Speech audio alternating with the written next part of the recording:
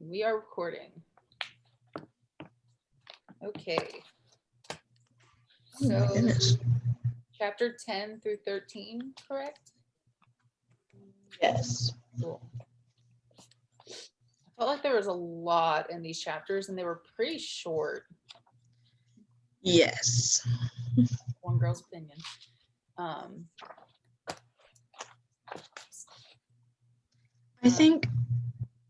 I think with this one, she's talking more about like herself and like how she got to writing the book, at least in my perspective. But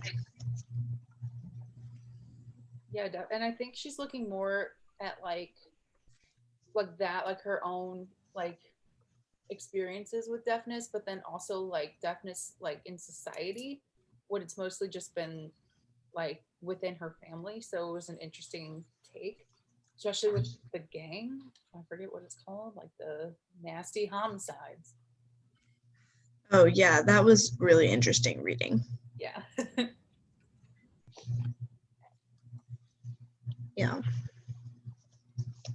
Yeah. And then on chapter 10, okay, have any of you seen Parks and Rec? I started it. I couldn't get into it though. Okay. Yeah. Muncie, Indiana is like, it's part of that show. So I read that and I was like, anyway.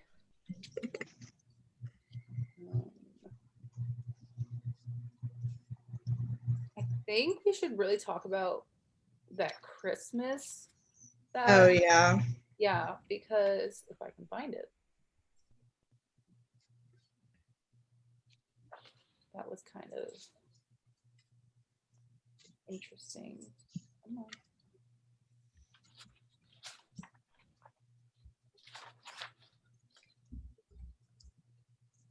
Like I really like the car ride and like the effort that Doris's dad was trying to make and stuff, but then the ending of that chapter was so sad. I know. I definitely read it and I was like, oh, okay. Yeah, like I mean, I couldn't even imagine that we're like just missing something that intimate like that. Yeah. Her dad, I was like,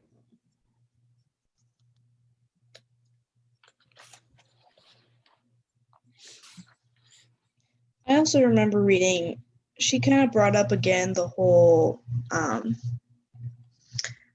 guess, like the sexual harassment stuff. And it made me sad because, like, she's hearing. So, like, it wasn't like it was happening to a deaf person, but it was like if she was with her dad, he couldn't really step in. The golf situation made me very uncomfortable, and I have no idea why she wouldn't just say, hey, I said no, goodbye, like leave me alone, or just say, like, sign to her dad, this dude is being weird, like, let's go. I mean, she finally had to say that, but right. I'm kind of like, why would you not? I feel like maybe because it was a different time. Yeah, and that's what I was thinking too. Like, the culture's changed so much. It's like I'm not saying it was acceptable then, but people could get away with it more, I think, in the 70s. And Yeah. I mean, I like I felt so helpless for her and like for her father especially too, because like I know if that ever happened to me, my dad would be like, that's Oh, it. it would have been livid with my Yeah. dad. Yeah. And just like that, like I said, that helplessness of not like really understanding what's going on and then like not being able to help, like, ugh, that's just. Yeah. Well, I wonder how much of her dad actually knew what was going on. Right? And like, If that makes sense. Like, he saw it, but he didn't see it, and I don't know if she ever signed or because she said they never talked about it again. So I'm like, okay. yeah, like how do you have that conversation? I mean, Yeah. it's difficult. And I think a lot of times we look at it within the lens of like within the deaf community, and which is important, but like for what is it, Coda? Is that what they're called? Coda kids? Mm-hmm. Just like that's like a whole another subsection to explore. Like how does like that affect them? And then like, we're getting a firsthand account in the book, which I just thought was kind of sad and then like interesting, and it's like just like all the different like subsections and parameters that are within the society of, I don't know where I'm going, I'm just rambling. No, I get what you mean. Thank you. There's just so many like key factors and key things. Also, that a lot in the kind of towards the ends of the chapters we were supposed to read, the how young the kids were and how uneducated, and then how oblivious I feel like the like court judges and everything were to it. I was like, you have to understand, like, they're deaf or they're not gonna tell you, you know. Yeah.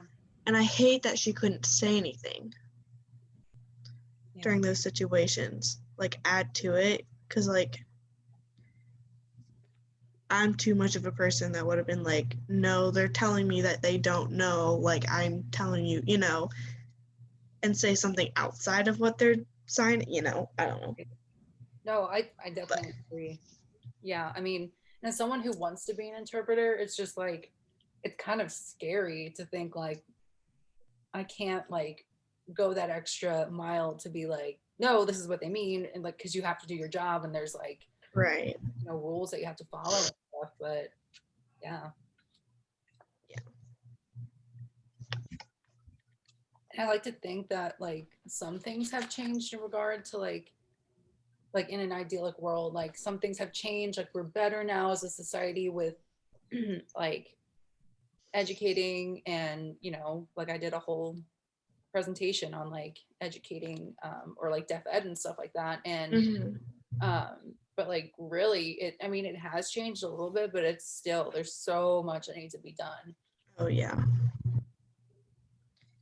Yes, I agree. And I think, am I the only one in deaf ed in this group? I am. You are? Okay. I was about to say, I was like, there's deaf eds in this class. I know in audiology, and I know your movie too. Like the random one. Yes. But I'm like, okay, there's got to be, at least there's this much of us here. You've got to think other places. There's got to be a good group there. So I'm like, why? How has this not progressed any further, or we haven't heard about it progressing any further? So it's kind of like, it's a lot of research. So that's another thing to do with it. But yeah, I'm looking at it more in the like research aspects, and being like, I want to go out and make sure and like update all the information that we may have about what we know, because it's changed so much, and I feel like our books are kind of up to date, but they're not at the same time. I don't know. Yeah, they're not changing with the rate of culture. I mean, I have no frame of reference, you know, I'm a film major, so what do I know? But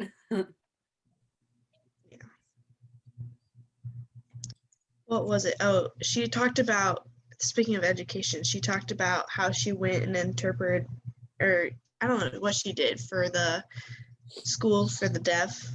I think at one point, is that right? That did happen. I don't know if she interpreted for it or what she did, but she was like, yeah, there was a professor and she like talked so sweet. She sounded like she was singing and all this other stuff, blah, blah, blah. It was a very oral school in Indiana, but Yeah, she was that. Yeah, that was part of the practicum that she did when she Practicum. went in. oh yeah, was it at Harvard or the other school? Ball State. Oh, Yeah.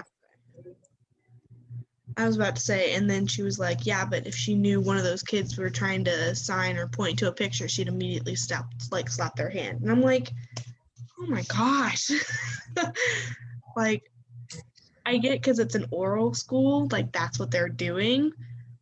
But like, why would you have a school like that strict, I guess?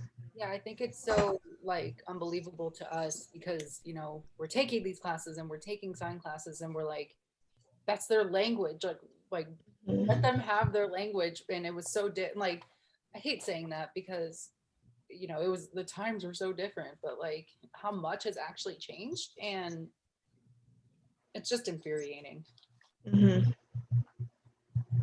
I agree. I read it and I was like, I don't know. Being at Missouri State, because it's a very total communication, like sign, oral, like everything, Mm-hmm. I'm just kind of like, I could not just work in an oral school and teach Yeah. a child that way.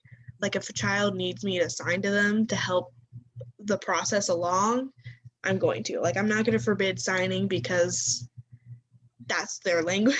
Like that's how they communicate. I can't just go bloop, I'm gonna take it away, because that just defeats the whole point of what I'm learning Right. in school. Like it makes no sense to me. But that's also my perspective. So yeah, I totally agree. Like in a different lens too, because you know I'm a film major and like someone who's a quote unquote storyteller. You know, you want to meet people where they're at, and it just seems like such a contradiction to be like, well, we're gonna do it this way. I know you do it this way, but we're gonna do it this way. But like, I just yeah,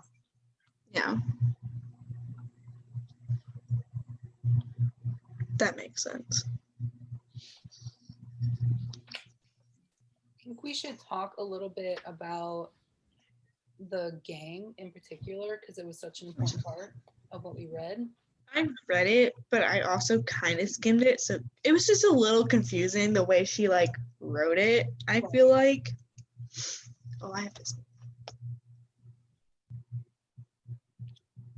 You guys can keep going. I just Okay. Sorry. Yeah, I mean, I thought the Vanilla Fires, you good? Yeah, it went away. That's really sad. That's the worst. I hate that. I know. Um, Anyways. the Vanilla Fires chapter was really interesting to me. You know, kind of going, and I agree with you. I felt like it was a little hard to follow at some parts, especially when we got to like the explanation of what a vanilla fire was, which not gonna lie, I've definitely had fries with my shake before, but I didn't really see how like it connected personally. Maybe it was just Yeah, I didn't either. It was just like when I read the title, I went, oh, she's probably going to talk about something going out to eat, something that happened like that way. Because I honestly, when you said fires, I thought it said fries the whole time. Did it? Wait. Yeah. Okay. It says fires. No, you're correct. I definitely thought, because I knew it was about vanilla shakes and French fries, but I guess I just didn't really read the title of the chapter that much. So I really just glanced and I thought, oh, it says fries.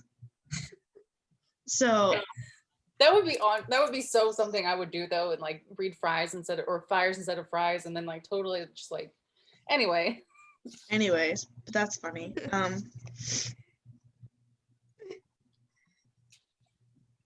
I don't know. Yeah. It was a lot. I kind of figured out like who was who, and then it got lost because more names kept coming up, and I was like, who, what? The one thing that I got really confused on was, oh, what's his name? It was before Vanilla Fires. Big Willie. No, it was okay. It was like the dude shot something. Oh, Mudo. It was like some kid that like got sentenced No. For like 7 or 8 years of prison or something like that. John Hinckley. Yeah. Oh, yes. That's the guy after that. Yes. So I read that like 3 times because I was like, is this the, and then she talked about Thomas Henson, so I thought it was the same. I was really confused. Yeah, I'm right there with you because I know the story of like President Reagan and Jodie Foster and John Hinckley and stuff, but I was like, wait a minute, like there's 2 of them, and then yeah. So Thomas Hansen was the one who stalked a girl. I don't know if she shot her or if he shot her.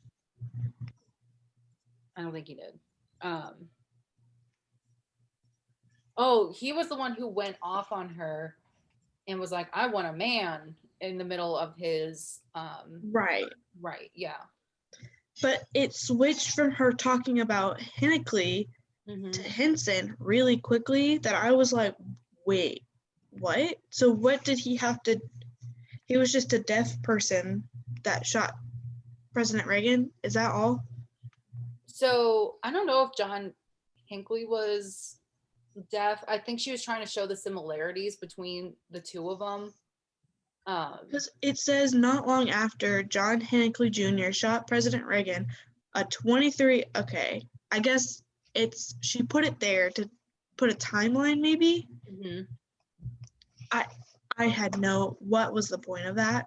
I'm sorry. I said what?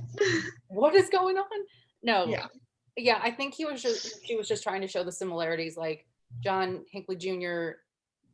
like wrote these love letters to Jodie Foster and then shot President Reagan, and then Thomas Hansen, who kind of looked like John Hinckley, like was in love with this Annie Starr and like stalked her and sent her letters and stuff. Okay. Yeah. I get it now. That really confused me, obviously. I'm right there with you. It took me a couple reads to nail it. I still don't think it's that relevant to the story at all. I I don't really either. just I just really don't like reading this book because I expect more from it. Like you'll find out that she went to Harvard and everything, and you have to be pretty smart to go to Harvard, I would say. But it just jumps too far. And we get like Ball State, and then it's Harvard, and then it's New York, and then it's jumping job from magazines. I feel like I'm getting a life testimony in 2 minutes rather than an actual book. If she needed more time to do it, she could have written a longer book. And I understand that she's like got like an emotional attachment to the point where she doesn't want to like put too much into it. But if you're going to write one book, write one book. Don't write like a bunch of short stories and put it in one book. And I don't know, some of the stories she puts in here just don't really seem like they relate to like the main theme of the story. Sometimes it's just like, okay, that's interesting. That kind of relates, but it's also just kind of a weird moment from your life. So it's like, I don't know, it jumps around a lot, and it doesn't really like tie it into a main theme. And that's just me like picking apart the actual like writing of the book. But I don't really know. It doesn't really like, kind of like what you guys said, like you're so confused about how you're reading it because it doesn't tie it into like what's going on. Like, and this relates to deafness in society right now because this, and that. It's just like, hey, here's what I experienced and that's it. And it doesn't really go any further than that. So it's difficult for me to read, but. Yeah, no, I agree. Yeah. There's not, I think the main topic's her just trying to tie it back to her connection to deafness. However, she's just doing a very poor job of it. It's not like I don't like some of the stories that she's writing either, but like honestly, the whole, like I get her interpreting and going and doing that stuff with like the going to like court and then her practicum, and I get that, but I don't get like the whole side job of her going and with the gangs and stuff like that side. I was also like, okay, I don't know. The only point that she was really making with the gains is that she was kind of sad that they were being very ineffectual as a gang. Like their deafness held them back from having any real effect, and these people that were a gang, as she kind of hints at the fact that they weren't really a gang so much as like a wannabe gang, and she kind of just brings the point that like they were kind of getting thrown around and everything, and like a real gang wouldn't be necessarily thrown around like that, but they were just kind of like they're grouping together similar to a lot of different deaf communities, like in residential schools and everything like that. They were grouping together in this gang to kind of share a culture, share a language, etc. But they were kind of like, they weren't really living up to the idea of a gang. And they would just go into places, get kicked out and everything like that. And like stereotypical ideas of a gang, like you don't get kicked out of some place, you go back in there, you fight it out, whatever, I don't know. But they just weren't getting their way. So basically the idea of the gang really just wasn't happening. They were just calling themselves a gang. So Yeah. And like for protection too. I mean, quote unquote, like they talked about getting into rumbles, is that what they call it? But like, yeah, Zane, you put it perfectly. It was just more like a shared place, like where they could like be safe, I suppose, if that's even the right word. So. That makes sense. I was gonna say, I know there was one part in it that kind of made it significant, and it was like they got in like jail and prison and stuff, and not to separate the deaf individuals, but put them together so that they're able to have someone that they can communicate with, because obvious reasons. Yeah. I was like, oh, okay, so that's when that came about. But I was like, I got this whole long 3-page stories with that. Right. Yeah. Yeah. I think, I mean, personally, I've enjoyed the story. I agree with both of you, or like all of you, though. Like, I feel like I wish she would have focused on, like, if she did like 2 parts or 3 parts, like where she said, okay, this is about my family, this is about deaf culture as a whole, this is about my experience within, you know, deaf culture, just to make it a little more easy to follow. Because you're right, Yeah. we jump in like back and forth, and then like, you know, we start and like Harvard, and then we go back to her childhood, and then yeah. I feel And I like, feel, oh, go ahead. I feel like the story is very scatterbrained and it's very, I hate picking up this book and reading it, if you want to be honest. So Yeah, I think she's trying to follow more of like a timeline setting in her life. So she's trying to set like a year by year basis of what happens, and I think that's why everything's everywhere, because things she brings up that happened in her life that maybe are more frequent in her doing stuff brings back memories of childhood, and that's why she brings it up. But it's like, why not just, like you said, put it childhood, parents, like the community, and then her experience, it like make it flow a little better. Yeah. So I feel kind of bad that we're ripping this book apart, but and I'm like looking at some of the reviews on like the back and like the front and everything, and even the first like 5 words are deeply moving, often humorous. I don't find this book humorous at all. That's the thing. Like I don't know what the hell, where they got these reviews from. People Magazine, all these places are singing the praises, and we're just here, a bunch of college students ripping this thing apart from the inside out. So yeah. I mean, like we also have more experience with like, I mean, you know, I've taken sign classes, I've taken this class, and so we like, I don't want to say like we have more experience with the deaf community, because I certainly don't, but like we understand more about it. So yeah, we have more knowledge of what we're reading and background going into it than I feel like someone at People Magazine. People Magazine or Newsweek. Like I just feel like they're gonna read the book and just from an outsider's point of view, that's what they're thinking. Mm-hmm. But from a person that's like, we're all going into some point of that type of field, mm-hmm. like we want to pick it apart because that's what we're learning about. Right. I just hate that. Just disappointing us. Not like it's her life works or anything. Yeah, really. It's fine.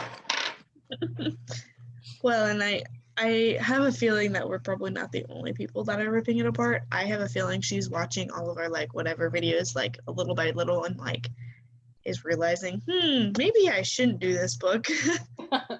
Yeah, I mean, I have the other book. I got it like a year ago. So What was the other book? It was called A Life After Deafness, I believe. It was written by a man who I think was These other from like, I think it's from Joplin, but like it wasn't really read that much, so I think it's out of print now. I couldn't find it on Amazon or anything, so. Yeah. I had it a while ago. I got it from the bookstore. I was going to take this class like a year ago, so I didn't end up doing it. And here we are. We are. Oh man. Is there anything else to really talk about? We can talk about the grammar in it if you want. I don't know. Yep. Literally. I will agree with you on that one. I was reading it and I went, is that correct? Yeah, I mean they talk. I guess I can tie this into an actual part of it. There was a part where her aunts and uncle, mostly her aunt, sent her like a letter at school. That was kind of hard to read. Yeah. Nice, Luann. I don't know. I think yeah, in that point she was trying to make somebody talking. Sorry, I totally cut someone off. No, you're fine. I think she was trying to make a point about how the deaf community don't really know English per se, like they do, but like it's not in the way that we would, because their first language was ASL, and so I think she was trying to make that point. But yeah, it got a little lost on me too, where I was like, wait, where's this going?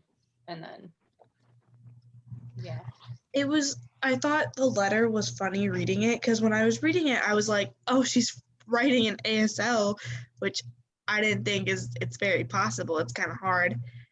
I could read most of it until it got to the she just talked about random things like she was having a conversation. It was like, oh yeah, he's a bowler every Friday just for retirement. Yeah, we meet many friends. Like, haha.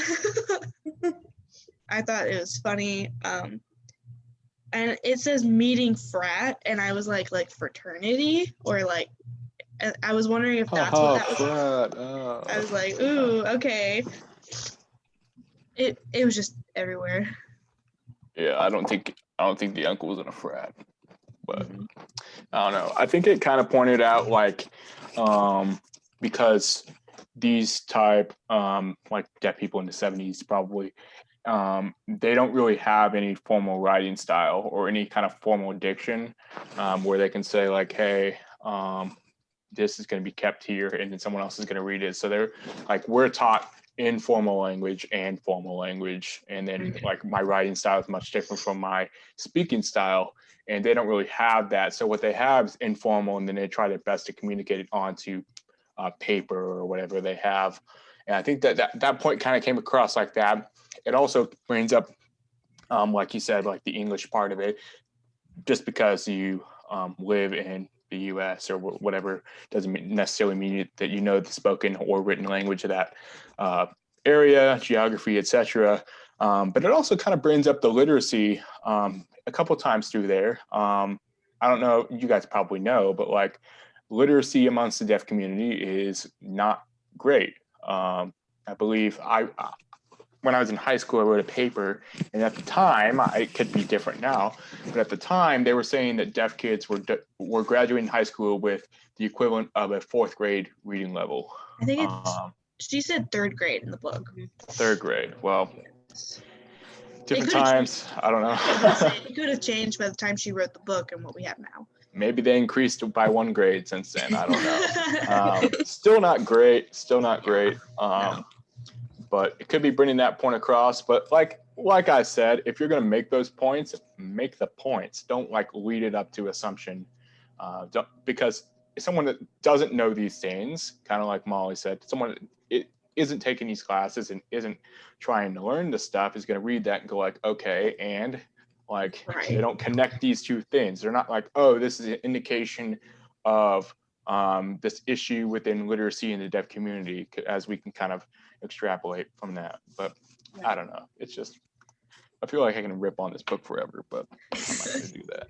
Yeah, I feel like, to your point, like people who aren't exposed to these classes like in the way that we are, they don't understand the gravity of that. They're just like, oh, okay, 4th grade reading level. Like, do you remember what it's like to have a 4th grade reading level?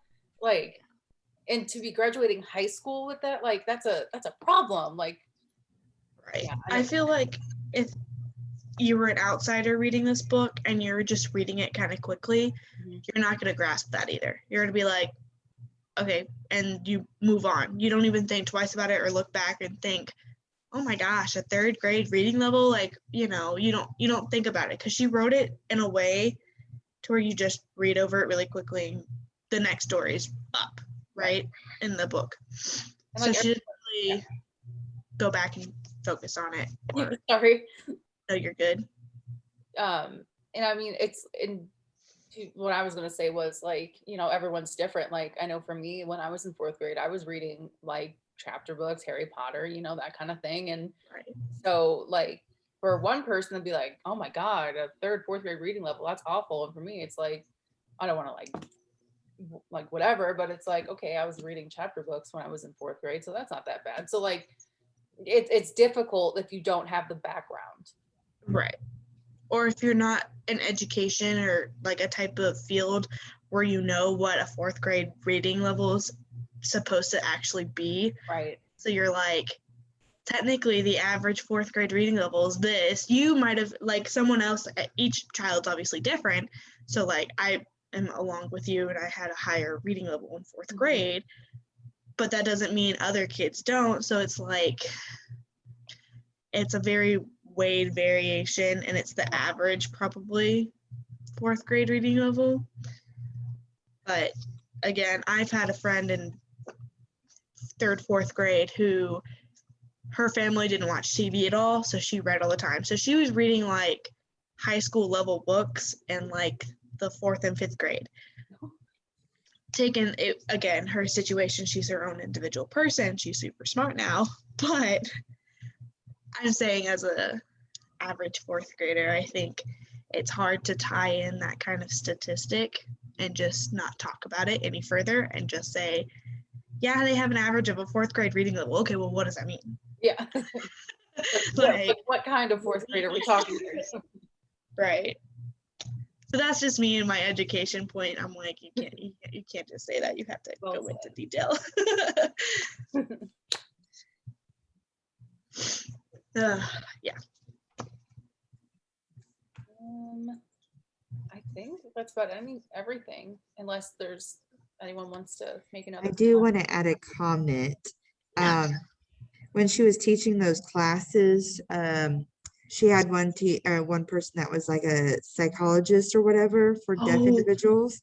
And he had asked, what made you learn sign language? And she said, my parents are deaf. And when they were leaving, the comment that stood out was, he said, children of defectives often feel guilt. And I was like, what? And then she made a comment saying, here was the man entrusted with the psychology, well-being, can't speak today. Psychology, well-being of young deaf children every day, and he considered them defective. I was like, wow. Yeah. He thinks they're defective and he works with deaf children on a daily basis. Like, really? They're not defective.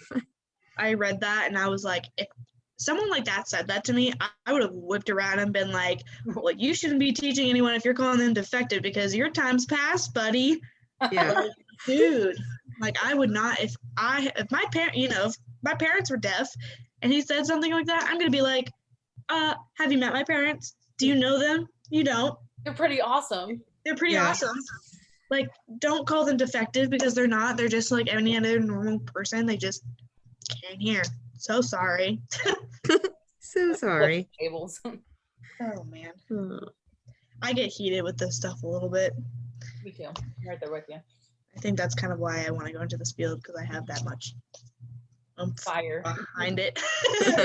I tried to cut that guy a little bit of slack just because, one, it was a different time with less information available, and he seemed well-intentioned for actually trying to learn sign in the first place. Just That's because, true. like, he was in an oral school, and there's probably teachers around that literally spread this ideology that they were defective, and that's why they were using the oralist method, because the oralist method is very closely tied to the eugenics movement and saying that people are defective and they need to essentially be bred out. So he could have gathered some of that from there. And then I think that since they started relaxing anti-signing policies and the fact that he actually went to try to learn it, even though I'm pretty sure he didn't have to. Right. Just because you relax anti-signing doesn't mean we're advocating for signing.